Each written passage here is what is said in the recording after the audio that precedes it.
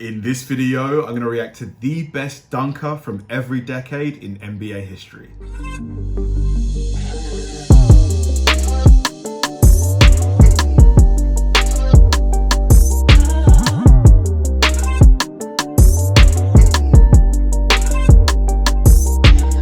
Hi guys, and welcome to another episode of Kabir Considers. This is the place where I react to music, media, sports, anime, anything related to popular culture. I'll watch it with an open mind and give you my 100% honest reaction to it.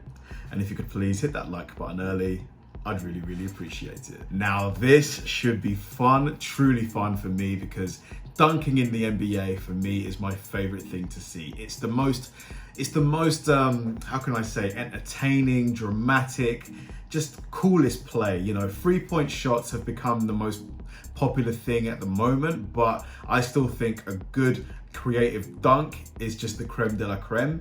And obviously in the NBA there's been a fair few amount of great dunkers, but you know, this video is going to be interesting because it's going to identify who is the best, the absolute best in each decade that the NBA has been around. And I think the NBA has been around for something like 60, 70 years, maybe more. So yeah, this should be fun. So let's go. This is going to be me reacting to the best dunker from every decade in NBA history. Let's do it. Other than a game-winning buzzer beater, a powerful slam dunk is the most spectacular way to score a basket in the NBA. Absolutely. A rim-shattering jam creates so much emotion and brings crowds to their feet. And that's why dunks have a permanent spot on every top 10 highlight reel. Here, we made a list of the most powerful... Russell Westbrook for me, favorite dunker. I don't care. The guy is just explosive. He might not be the most creative dunker, but nobody takes it to the rim like Russell does. Most athletic and most disrespectful dunkers of each NBA decade. 1950s, George Mikan. George Mikan was the first big NBA star and the most dominant player of the earliest NBA era. He won 5 NBA championships in the late 40s and 50s, plus 2 more when the league wasn't even named the NBA yet. Mikan also won 4 scoring and 2 rebounding titles, and at the time of his retirement, he was the all-time leading scorer. Because of his dominance, Mikan was nicknamed Mr. Basketball and was the key figure in the promotion of the NBA in the early days of the league. At 6'10" and 250 pounds, he was one of the biggest people. Wow, 6'10", back in the 40s. It's amazing. On the planet back in those days, and was the first person to dunk the ball in a game, even though his dunks didn't occur very often. 1960s, Elgin Baylor. Elgin Baylor is arguably the greatest loser in NBA history. Oh man, the greatest loser? Whew. He played in 8 finals and lost all of them, including 7 losses against Bill Russell's Celtics. But it's hard to blame him for those losses, because Elgin was truly a spectacular player and the first real aerial threat from the wing. The 6'5" small forward made 27.4 points per game over a 14-year career, which is the 3rd best scoring average in history, behind only MJ and Wilt. Baylor's 61 points in the 5th game of the 1962 NBA Finals is still the best finals performance ever. Wow, 61 points. This guy, he definitely deserved the championship. He really deserved one. Oh my God. Due to his supreme athleticism, Baylor was also a phenomenal rebounder, grabbing 13.6 rebounds per game, which is the 11th best all-time mark, a remarkable feat for a 6'5" player. Elgin made scoring look easy and was the best one-on-one player of his era. He was quick, strong, with great body control once he got airborne, with a leaping ability that kept... Jeez, look at the vertical. This looks like at least 35 inches, at least. Him in the air longer than his opponents. Baylor was also strong enough to finish through contact, and that cocktail of skills turned him into the first spectacular dunker in NBA history, who paved the way for some other people on this list. Honorable mention goes to Wilt Chamberlain, who could dunk the ball with ease, but still often preferred to lay it down and score hook shots, simply because dunking was boring to him and he wanted to get points in a variety of ways. Wow. 1970s, Julius Erving. Mark Zuckerberg wasn't the first guy to think of social media, but he made it popular. George Gervin wasn't the first guy to do a finger roll in the NBA, but he's the guy who's most known for it. And when it comes to dunking, Julius Erving wasn't the pioneer, but he made the slam dunk famous and turned it into the widespread offensive weapon it is today. Dr. J had enormous hands, one of the biggest in NBA history, and he could palm a basketball with ease. Paired with his 6'7" frame, long wingspan, and springs in his leg, Like the ability to palm a basketball. Like I've got pretty big hands, but I don't think I can palm one because a basketball it's a pretty decent, it's a big ball.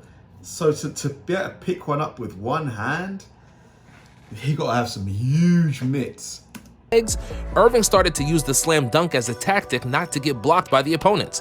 And because he was dunking further away than anybody else before him, and because he was doing it more often than anybody, he became the most attractive and most famous player of the 70s. Dr. J was the winner of the first slam dunk contest, which happened in 1976, while Erving still played with the red, white, and blue. Gosh, he just looks so like long, you know? Just so tall. Ball of the ABA.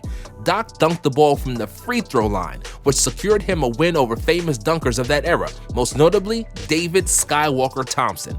That's a cool nickname for a dunker, Skywalker. Honorable mention also goes to the Hawk, Connie Hawkins, and Darryl Dawkins, the Chocolate Thunder. Dawkins got his nickname because of his thunderous dunks, especially his 1979 assault on the rim that brought down the entire basket and shattered the backboard, causing a 90-minute delay. 1980s, Dominique Wilkins.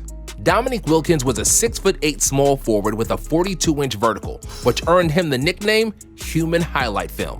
Nick was dunking like he was on some kind of personal vendetta tour against all the rims across the league. He was throwing it down with so much power and tenacity that regularly brought crowds to their feet.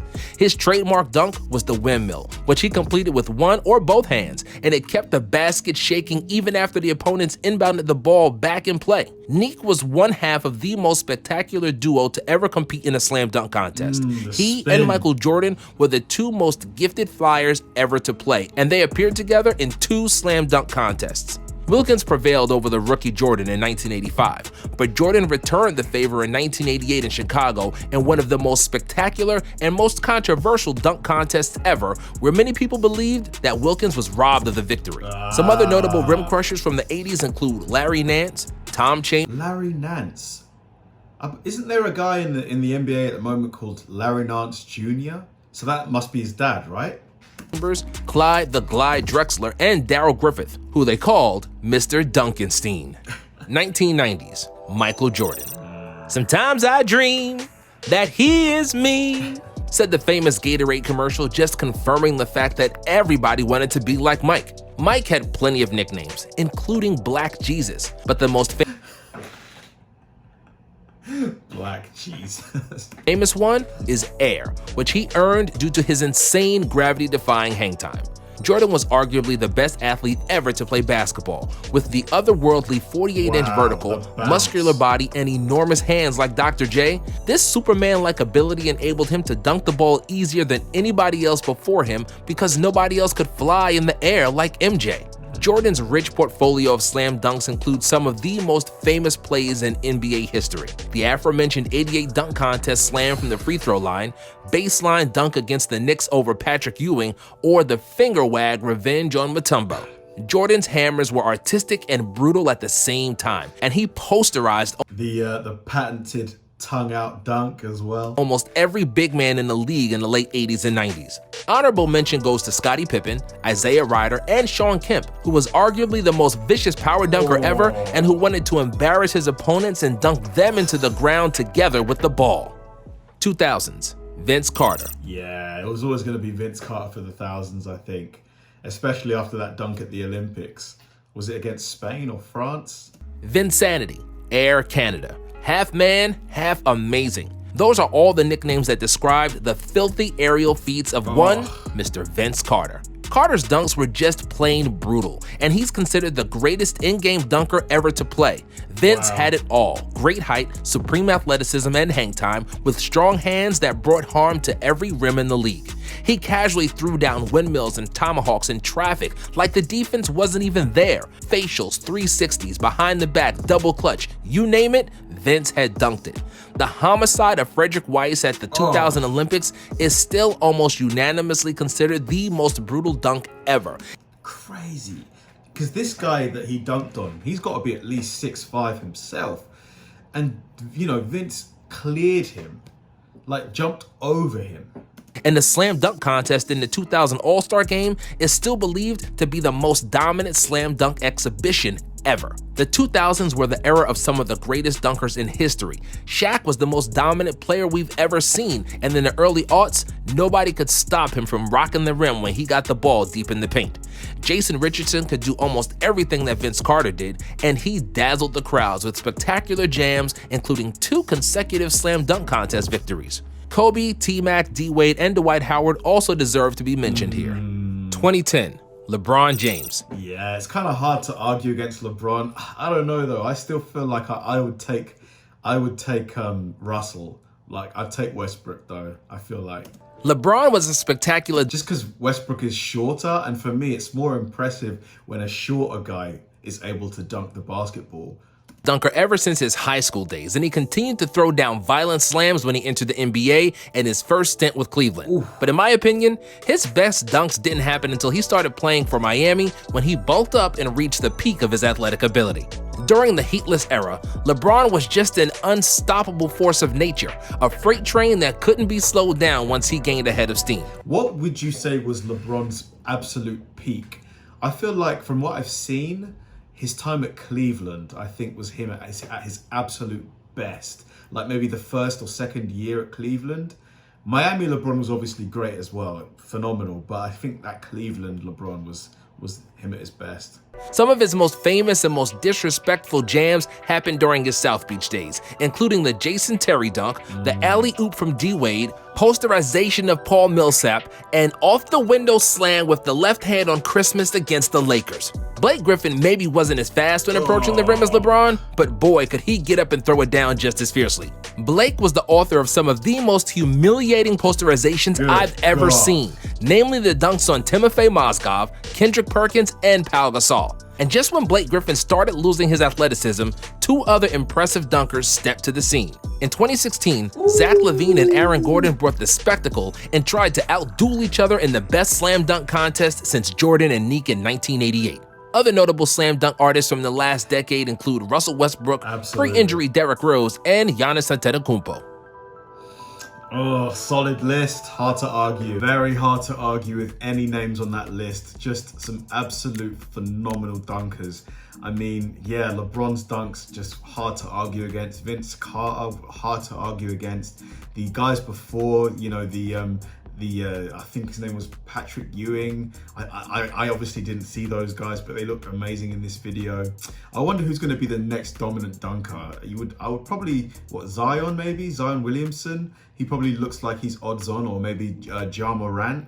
But either way, yeah, dunking for me, best thing to see in the NBA. Thanks for watching, guys. If you enjoyed this video, please like, subscribe, turn on bell notifications, and keep throwing the recommendations my way. I know I say it all the time, but they genuinely help me out, because if I know you enjoyed watching something, I'll definitely enjoy reacting to it. So like, subscribe, turn on bell notifications, keep throwing the recommendations, and I'll catch you in the next one.